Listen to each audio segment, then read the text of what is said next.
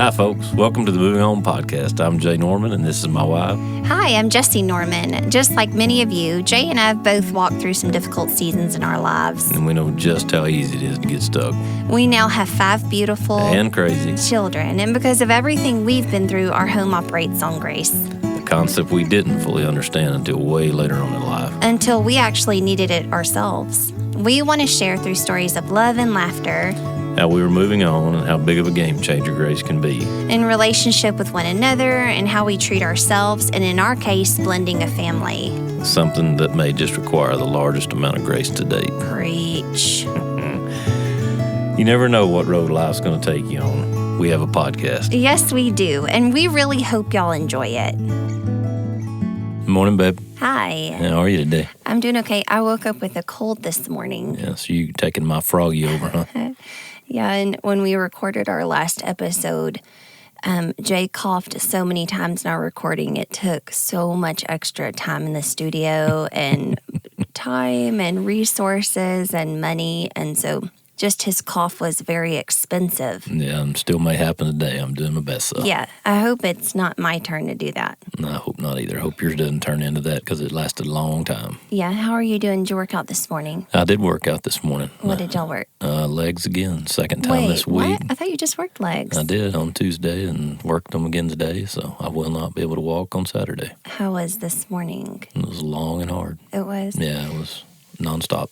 Did y'all do the battle rope again? Yes, did that at the end. Tell him how long you do that. Did it 3.5 minutes today. I just can't imagine anything worse. I won't. It's a relief to get to it from the leg workout. The battle ropes are, where you stand kind of in a ready position and hold those ropes in both hands, and then you kind of like you have a herd of horses, huh? Yeah, it was worth it to get off the leg workout today for sure. Yeah. So you feel good? Feel good. Ready to go. Just a little bit sleepy this morning. Right. Got up early. Early. Yep. And you've been doing that pretty regular. Every day. I've been really inspired by you. Good. Thank you. So you're welcome. Why do you go do that?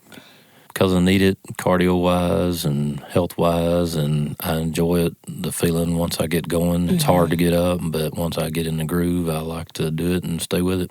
You can tell I'm leading you into what we're going to talk about today. Yeah, what are you leading me to?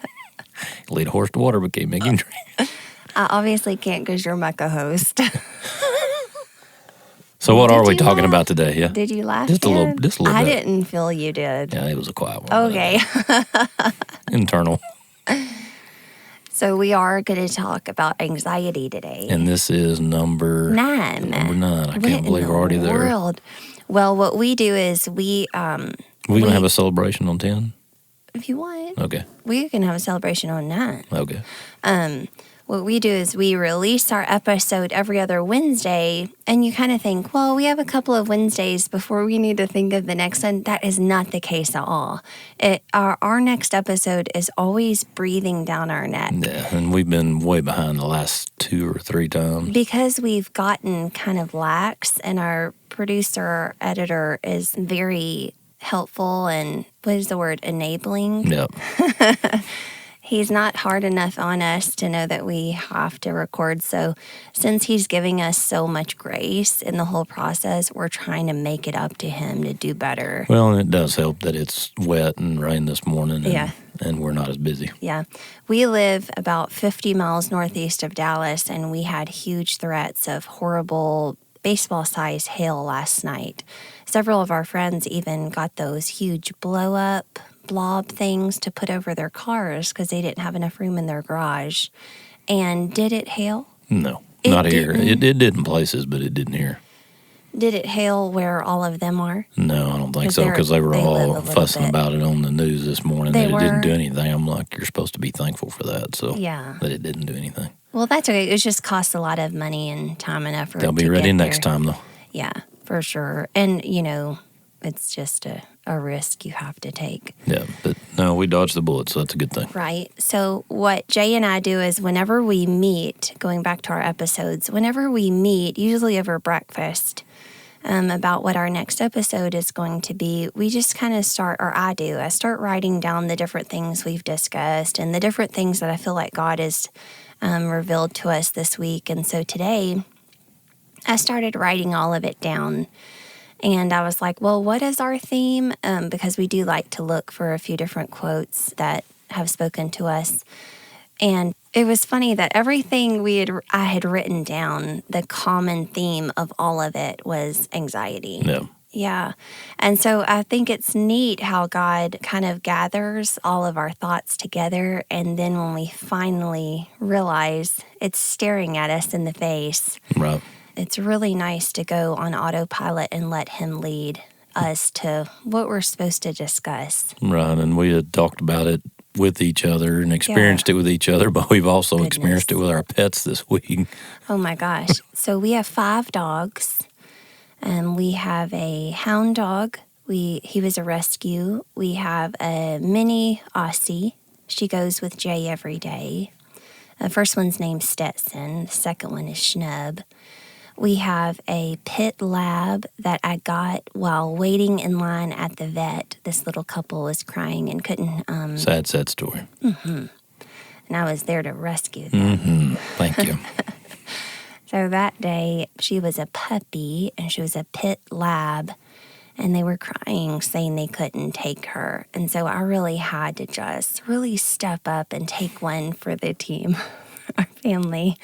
So I called Jay. And she was at the vet with a dog with a broken leg, but go ahead. I was at, well, a puppy. A puppy with a broken leg. A puppy with a broken leg, and these folks were asking me to take their puppy. Sucker. And so I have the look. Mm-hmm. So I called Jay, and I said, dead woman walking. And he was like, did you wreck the Suburban? I drive a Suburban. And I said, no. And he goes, does it bark or meow? And I said, yes. And he was mad for like 8 minutes tops. So you're a sucker also. Mm-hmm. Takes one to know one. Mm-hmm. And then we got Chase. Our pit lab is River. We have Chase, who is Schnub's puppy. Mm-hmm. Another sucker punch, but go ahead. It was another sucker punch. My cousins came from Denver to get 2 puppies and decided it would just be best for their family to just take one. And I really just then did again have to step up and take another one. That was a setup deal from the get-go, but go ahead. Thanks, cousin. Yeah. Jay says my cousin and I were in cahoots on that one for me to get another dog. And either way, I have another dog. Is that all of them? No, who are you forgetting? Our last dog, Jay inherited as a bachelor from a bachelor who got it from another bachelor. There was this home that Jay bought, and he bought it from another bachelor who had gotten the house and the dog together. And when Jay bought the house, what did you tell him? I said, I want everything in it, the dog, the cat, the trampoline, and the basketball goal. They just turn around and walk out. So I still have the dog and the cat, Yeah. and we do now. She's old Greta. Yeah. My little girl's favorite, and she's way past middle age, but still going. And all of our dogs, they act like idiots when they're all together. I think they feel braver as a pack. And they all get in so much trouble. But Greta, she could go outside and key my whole car. And Jay would go, now Greta. And I might kill the other ones, but not her. Yep, she got in the trash for the 3rd time on Sunday, and I popped her nose, and I thought Jay was going to pack his stuff and leave. She gets full pass. He could not believe I had disciplined her. And so Stetson, the hound dog, Mm-hmm. and River has been here, and she's now at the shop because she causes anxiety for all of them. They act like totally different animals when she's here. They do. They don't play with each other. She's let it be known that they're not allowed to eat. They're all walking on eggshells like the boss is here or something. So Stetson is a hound dog. He was near death. I thought it was time for us to take him to the vet and make him comfy. He was at the very end of his life. And I called Jay and let him know it's done. He's ready to go on to heaven. And that day I heard this horrific dog fight outside my door.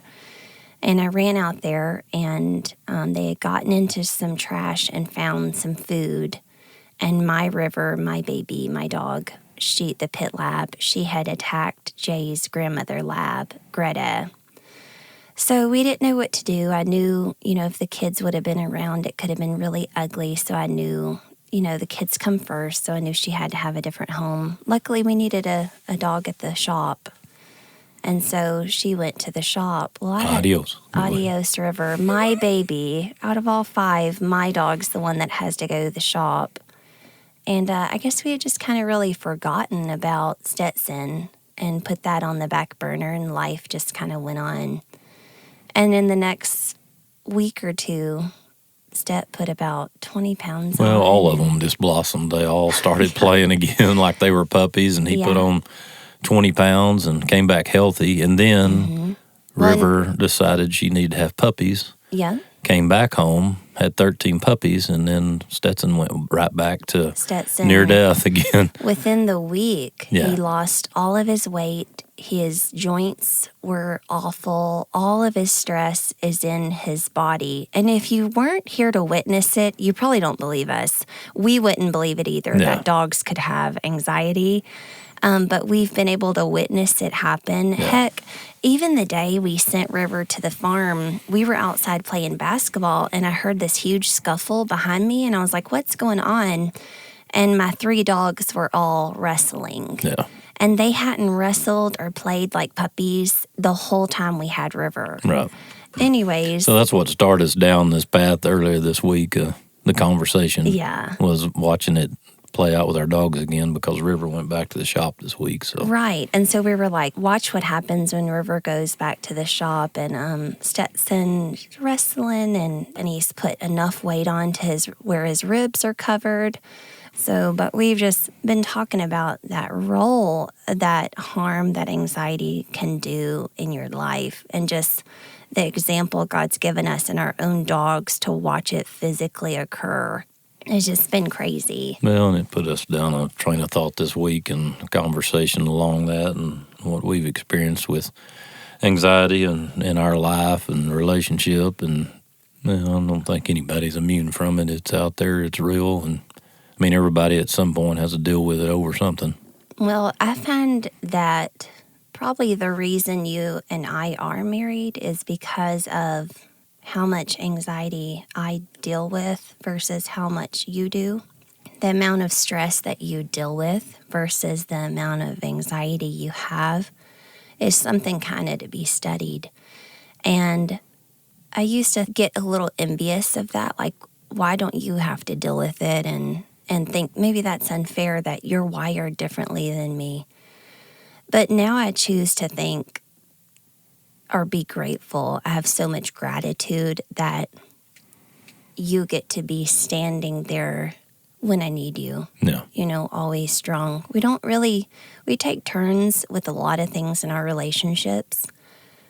But with us, it's not like one week you're having major anxiety and I'm trying to help you. And then the next week I'm having major anxiety and you're trying to help me. In our marriage, I'm the one that deals with it. So I'm pretty thankful for that. Well, I mean, that's part of life and part of dealing with it. And I think, it goes back to what we've talked about a lot over here. A lot of that's, time and just stuff happening and learning how to deal with it in different ways. And, I think really being a really positive person and being around a lot of positive people most of my life, I think that helps a lot too. I agree, but I feel like my childhood was full of the most positive people you could ever be around. And so I do agree with that. And because we are going to talk about that in a minute, that... Well, I'm not saying I don't find you a negative person at all. No. I don't at all. I just think for me, personally, whatever part of the process and that is that it helps me, but I don't find you as a negative person at all, not one bit. Right, but I just mean I was raised by 2 of the most positive people I've ever met. I think that's where they had to get to as adults, as they matured, to be able to raise us kids as positive. Right. But I know it is a habit that you can form. Sure. And so no matter how you were raised or your genetics or your genetic code, or if you come from a family of people that deal with anxiety, it's something that you can start to experience because of the things that you're walking through. Well, and I think when life stresses you more, separation, divorce, you get triggered more and you just experience it a lot more. You do. And I mean, that leads to, panic attacks and just really that being out in front of you. Right. And I had always heard the term panic attacks and anxiety attacks and know that they're a very real thing, but I had never heard a friend of mine say they had one. And so when I started to have them, it's such a lonely, you go back to feeling like you're broken and there's isolation and you think something's really wrong with you, or you think you're creating it, or, just all of these lies that you feel, because I think it's something that we are too embarrassed to talk about. Right. Well, I mean, it's not a common conversation, and it sure hasn't been, in the past. It seems like you hear more people talk about it now. Well, I think as soon as someone is brave enough to speak about it, it gives the next person a chance to share their story. And we don't have to all be so scared. I don't know why we feel judged over our mental health. Maybe it's uncomfortable to be called crazy or think that we are crazy when we're not. And those things need to fall away. And the past couple episodes, we've been talking about asking for help. And if we're so terribly afraid of telling the truth because we're scared of the judgment, then there's no room to ask for help. When we can't ask each other for help, now we've started down a very wrong path. Right. So a really rough path to, to go out alone. And that for us is what makes it work, is just being able to talk about it. And, when there's something that does happen that triggers it and it goes on, just to be there for one another and just get through it. Right, for sure. We have a radio show here near Dallas, and they were talking on it this week, mentioning that one of the husbands was experiencing panic attacks. And then one of the other members on the show was saying that they had too. And so they started describing it, and I just couldn't believe what I was hearing because I had never heard someone even talk about it. And how they were describing it is when stress comes in and you are really worrying about something and stressing about something, you start shortening your breath. And whenever you withhold that oxygen from your systems, then your body kind of has that attack. No. And it can feel like a heart attack. What they were saying is one of the husbands had one and called an ambulance. And so you can have mild and moderate or severe. And so I would say calling an ambulance is severe. But in my life, and I'm so dramatic that, and you've witnessed them, I would call them severe. I bet they're not, because I don't need to call an ambulance. Right. But I do have a huge, strong farmer taking care of business when they do happen. And so I can imagine being alone and letting them happen and thinking I need medical help. So I kind of wanted to talk about it today, just so that if someone else is experiencing something like this, just so you know, we're here and we're experiencing some of the same things too. Right. Not something that's got to be hidden. Nothing wrong with it. It's part of life. And I had a an older relative when I was growing up that experienced it, a male that had issues with it and had to deal with it. Well, I know you've all probably heard the word trigger. Mine always starts with a trigger, and it's always an emotional trigger because I'm very emotional. Mine is usually a fight between the two of us. And, we've told you guys we fight a lot, and so for us to get each other's attention, we go pretty below the belt pretty quickly. It's just a way we are with each other. And so he can get me without knowing it. And so if ever he's triggered me, I'll kind of just start to feel it coming. it's a breathing thing for sure. When I heard them talking about it, I was like, that's definitely how it starts with me. Yeah. Is I'm so upset and I'm so beside myself about what's going on, and I'm so mad that we're fighting again, and I'm so mad that I can't keep the peace, and I'm mad about what you've said, and so I'm not getting a lot of air. Right. I'm almost like a little kid that holds its Yeah, breath. you've gotten so far in your head, you're not even breathing. Right. It comes on for about, I don't know how long. 4 to 5 minutes, I I would was say. going to Yeah. say 4 to 5 minutes. Yeah. Mine, I've just realized that it's going to come on. There's not much you can do until it goes. It's almost like a tornado has come into the room, and now the tornado has left. And so with mine, this is going to all sound so weird because I've never heard anyone even explain theirs. So still in my head, I'm thinking, I might be the only one. I seriously doubt that. I know. Isn't that dumb? Yeah. Even me trying to tell you guys, you're not the only one. I'm still sitting here going, Am I the only one? you guys, I might be the only one. But it's okay, because if I am, it's fine. But I just want to let you know, if you're experiencing anything like this, mine goes into my head, my neck, and in my arms. So right when it starts to happen, it's like my neck needs to go back really hard and my arms need to stiffen really hard. And so if I'm sitting in a car or if I'm sitting on the couch, I kind of push back into the couch really hard. This is all happening with mine. As soon as it comes on in the form of a sob. So I don't have any breath and I'm sobbing.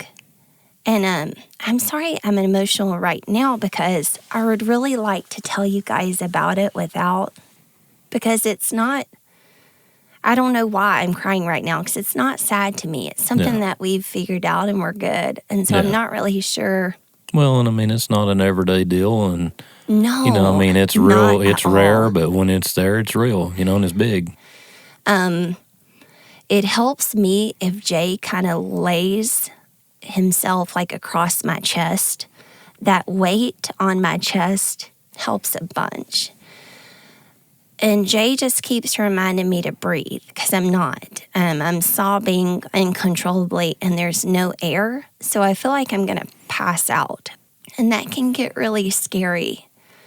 And then we just go through it and Jay just stays right there. I don't know what it is about Jay either. If I'm dealing with mine, and this is going to sound crazy too, if I'm dealing with mine for a whole day and I feel like it's coming on, I don't let mine go until Jay's close. And I think that's more of like a help. And so I've never experienced one by myself. One of the first ones, I kind of left you hanging because I really didn't realize what it was. And, I didn't make that mistake again. And yeah. And one positive to it is a fight stopper. I mean, it comes to an end right then.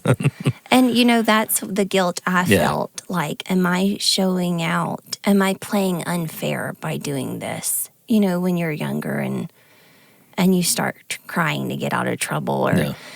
And so I always considered that too.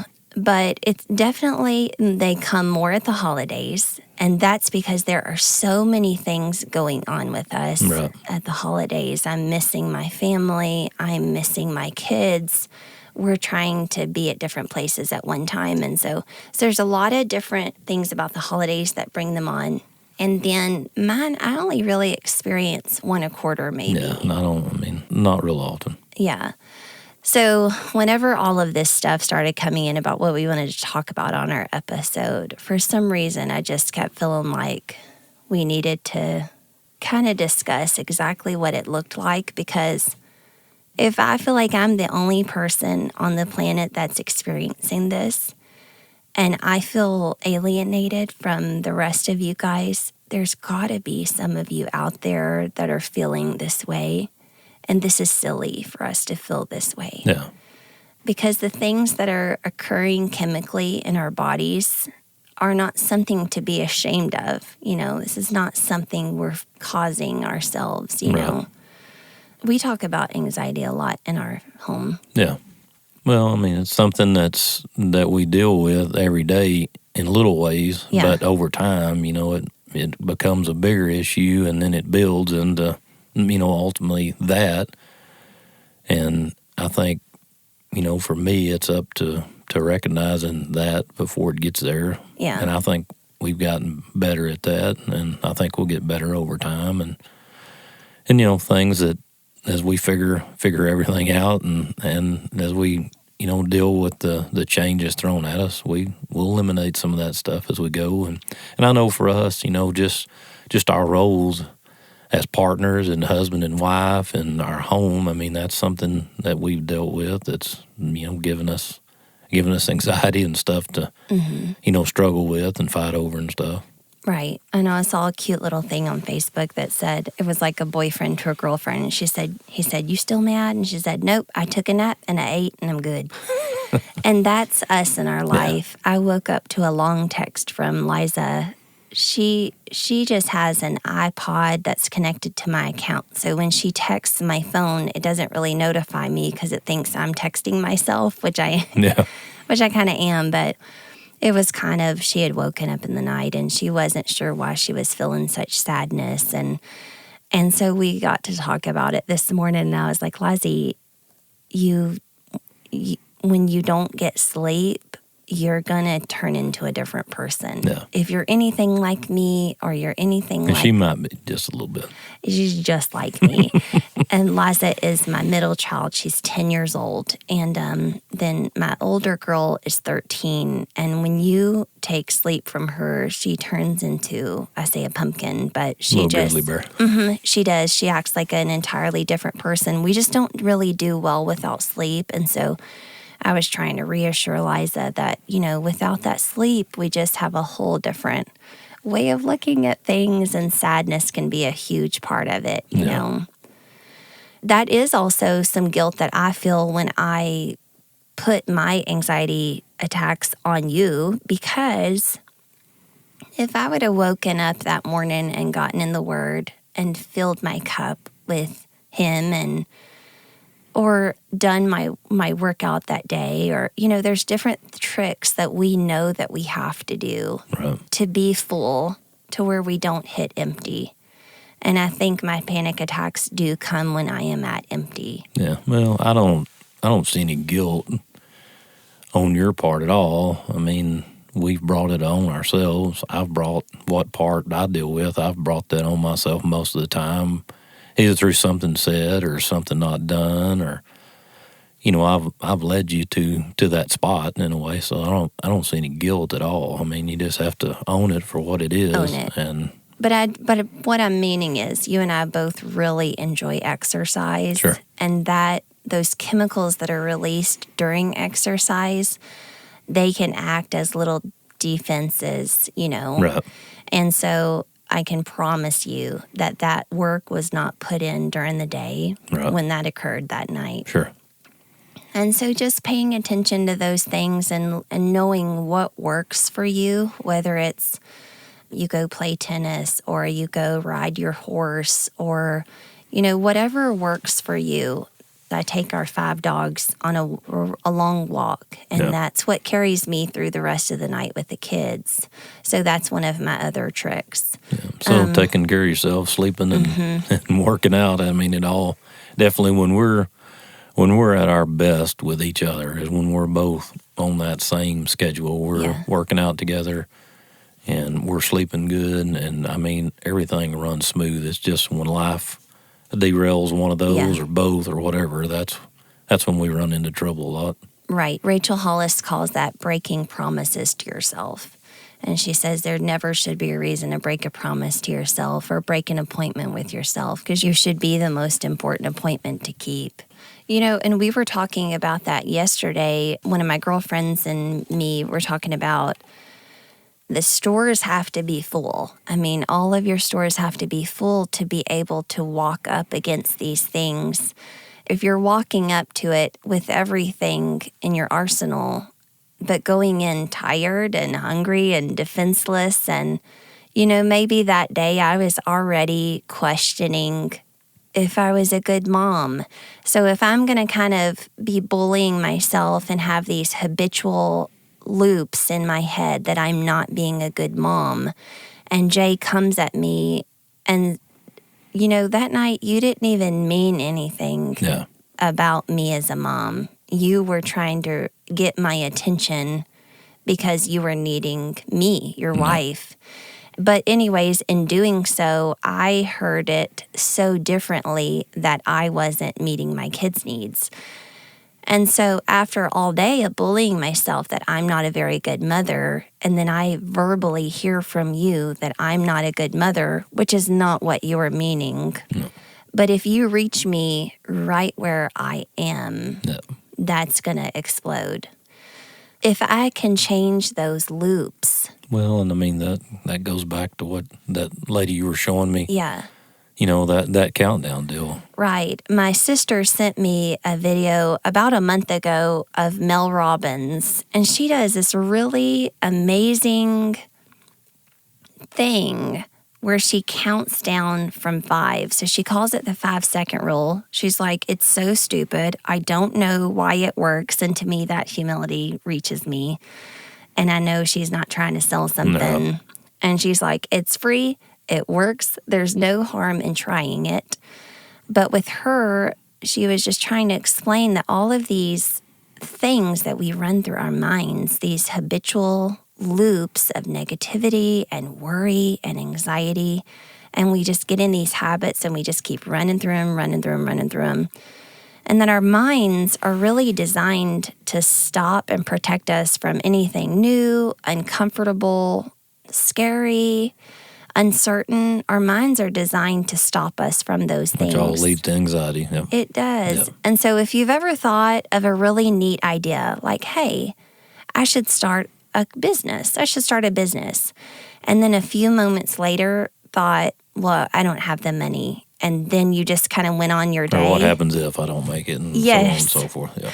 That's your mind attacking your dreams and your ideas. And so we all have these things that we do. And you might be rolling your eyes right now, but I'm telling you, it is something to know. And it's something so simple that it can even be taught to the kids. Yeah, I haven't quite gotten on board yet. I'm trying to get started in a habit, but well, it's a 45-minute video, and I want Jay to watch the whole thing before he decides if it's too dumb to even attempt. But and we haven't had 45 minutes to sit with each other. Well, and what little bit I did saw, it basically just interrupting that habit by doing that countdown and getting yourself to a positive spot, or changing it, I guess. Well, in that inner speak and that habitual worry and anxiety happens in one part of our brain, and the part of the brain that causes the get up, go get it, that's your prefrontal cortex. I don't know if you're way over my head now. Oh, honey. I'm going to say one part of the brain to the other is what I'm going to say. Me too. Okay. Me too. And that brings me to something, a quote that I had found, that kind of along that same line. Your mind will always believe everything you tell it. Feed it faith, feed it truth, and feed it with love. It's beautiful. And I mean, that really, pinpoints what she's talking about. You're stopping that and changing it and telling yourself something else. I don't know if y'all do this. I'll just be like, oh my gosh, I have been beating myself up for the past 45 minutes, going down this rabbit hole. And you stop, and it's a 5, 4, 3, 2, 1. And that allows you to change from one place of your brain to the other place of your brain. And then you tell yourself something different, whether it's, I'm going to do really well at this practice today, or I can do this, I can start my own company, or I believe in myself and I am doing really great today. It's stopping all of that negative with a countdown from 5, and it's replacing it with something healthy. Yeah. And so I know we've always thought, we know we're bullying ourselves with our thoughts, but we don't exactly know what to do to stop that. Right. This is a really great thing to try. The 5, 4, 3, 2, 1 has been used in a lot of different areas of the world because of this research that's been done. And I realized this morning when she was talking about it, we do it in CrossFit. We do a 3, 2, 1, go. And that really does allow our minds to get right. We've discussed the workout. We've gotten all of our equipment out. We're ready to go. But that 3, 2, 1, go is really more of a mental thing that we're about to endorse something really horrific in the next hour. Yeah. But we're strong enough for this, and we're ready for this, and we chose to be here today. Well, my different way of dealing with that for me is I think of something really complex that I'm dealing with, or, something complex with numbers is how I get myself, out from going down the rabbit hole or going somewhere that I don't want to think of. I think of something really complex, or some project I'm working on, or something I've got on my mind to doing, and, just running through numbers or running through the process or whatever. And then, when my mind runs out of thinking about that, then I move on to something else. And Do you? That's my way of the 5, 4, 3, 2, 1 anyway. That's your trick. Yeah. And the way she discovered it in the beginning, because it can be used for all different things. So a minute ago when I was saying that you were like, hey, I should start a company. And then in the next few moments, you're like, oh, I can't. Yeah. I don't have a college degree. They'll probably not like that. Or I don't have enough money. Or that'll take me from the kids. That's your mind's way of protecting you from something uncomfortable or uncertain. So we all get kind of stuck. That's how we get stuck, is kind of our minds are fighting us from doing the scary things. So we have to find ways to combat that. Well, because that process, when you start thinking about that negative piece, that starts to trip down the rabbit hole to get you to that anxiety and get you to all the bad stuff once you start down that negative road. It really does. And so when she started explaining it, she really met me where I was, because she started talking about getting out of bed. And she was saying, she was snoozing 5 or 6 times. What's wrong with that? I know. And we both do it. And a funny thing, Lily, my 13-year-old, she was telling Liza, my 10-year-old, Liza, your alarm went off at 4 o'clock this morning. And it said, Liza, you can wake up and play your game, but if you want to, you can go back to sleep. That's what her alarm said. Yeah, that's no choice at 4 o'clock in the morning. But I get it, because I used to set, all through high school, I set my alarm for 2:30 a.m. just so that I could be woke up and go, oh, I get so much more sleep. But I didn't... Just made your whole day, huh? I didn't share a room with anyone. Right, gotcha. I forgot what we were talking about. We went down a different kind of I know. But anyways, getting woke up and snoozing, and she was saying, we're all waiting to feel motivated, and it's not coming. I mean, it can come, but it's not always going to be there. You're not always going to find motivation when you need it. And so you have to rely on something else. And so with her, she was snoozing and snoozing on her alarm, and she was missing all of these morning things that she was wanting to do. It was messing up her routine that she was trying to follow to make these new, she just had gotten into these really unhealthy habits. And that's where I was last month. I was wanting to go on hikes. I wasn't. I was wanting to wake up early. I wasn't. I wanted to stop drinking wine. I was drinking so much wine. All of these things that I was wanting for myself, it was like I was almost doing the opposite. Yeah. And so with her, she knew that it takes 5 seconds for your brain to stop what you've decided. And so she said, tomorrow when I wake up, if I can get out of bed before that 5 seconds hit, maybe I can get this done.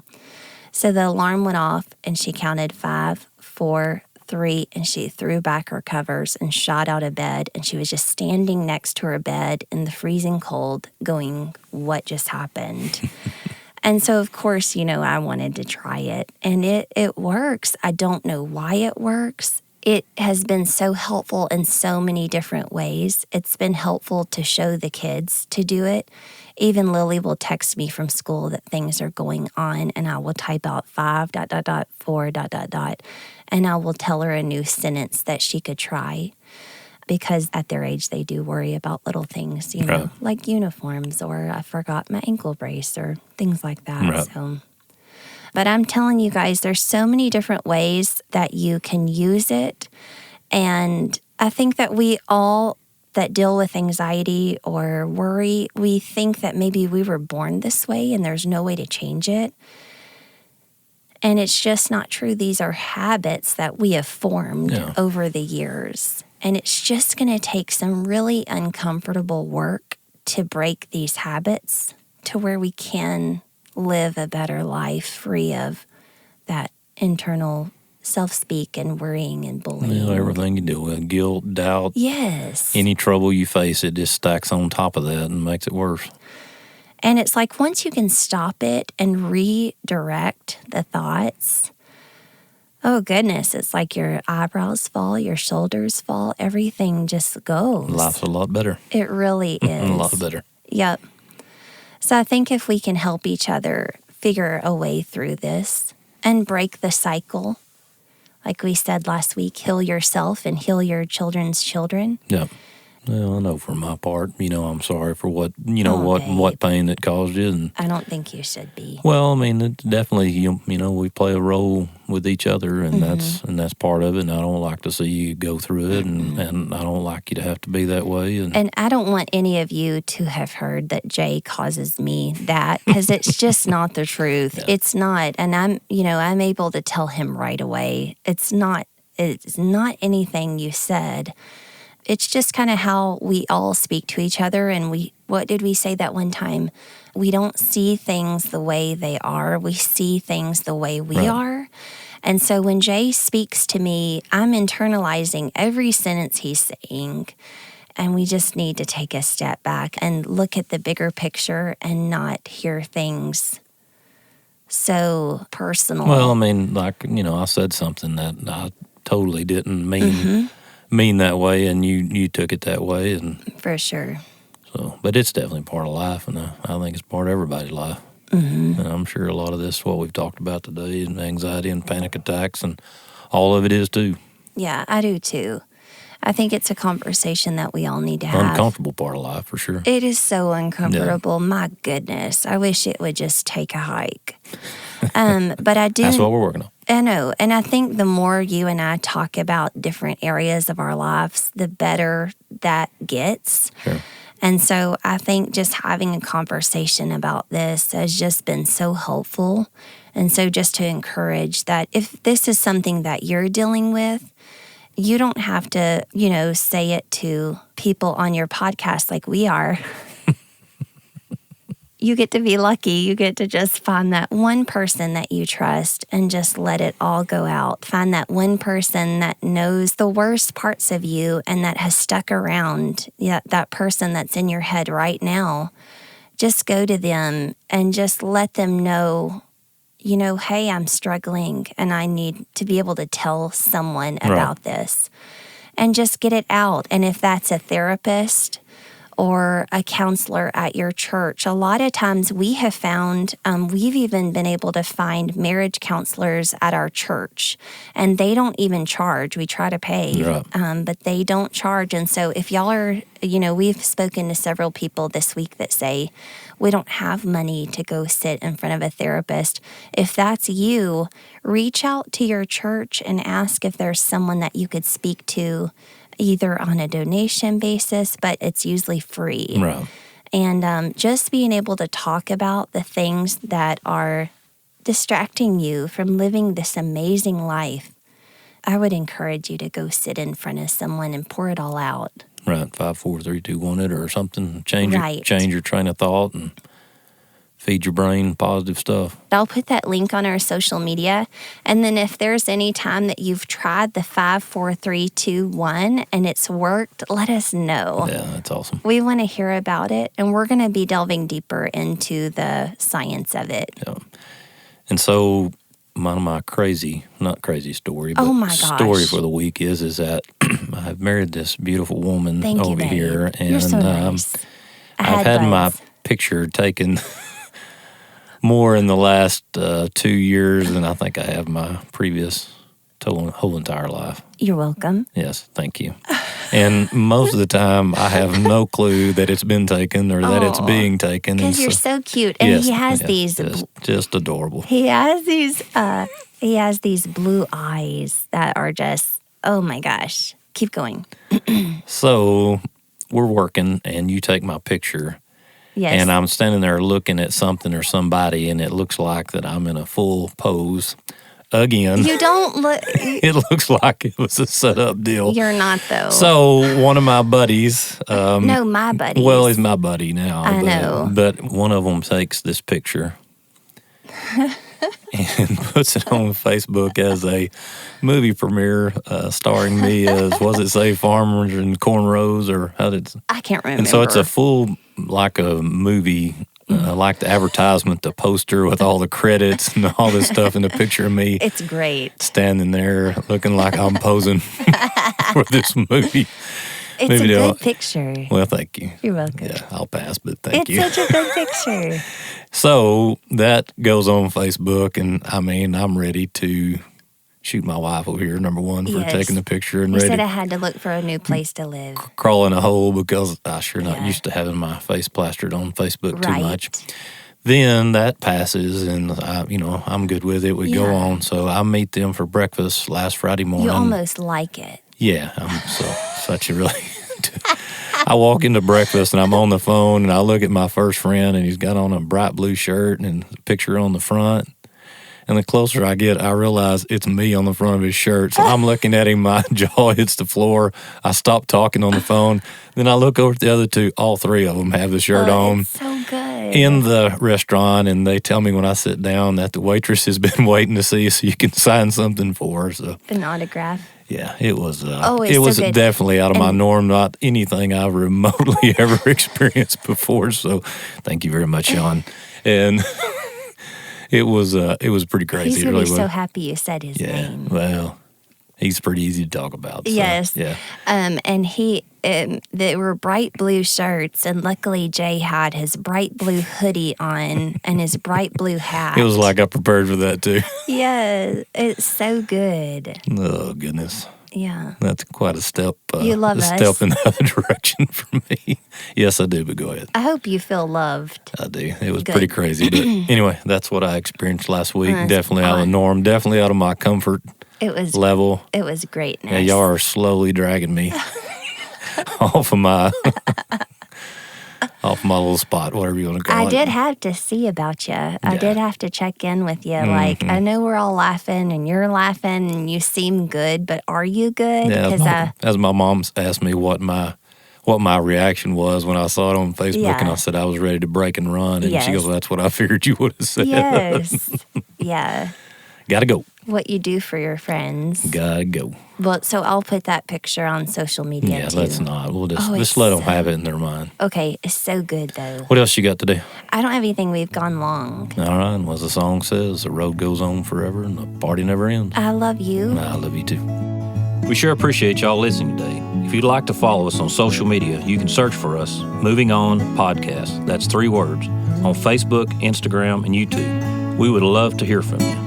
With ways you're figuring out how to drop the ropes in each of your own lives, and even ways that you're not, hell, that's just as entertaining to us. See you in a couple of weeks.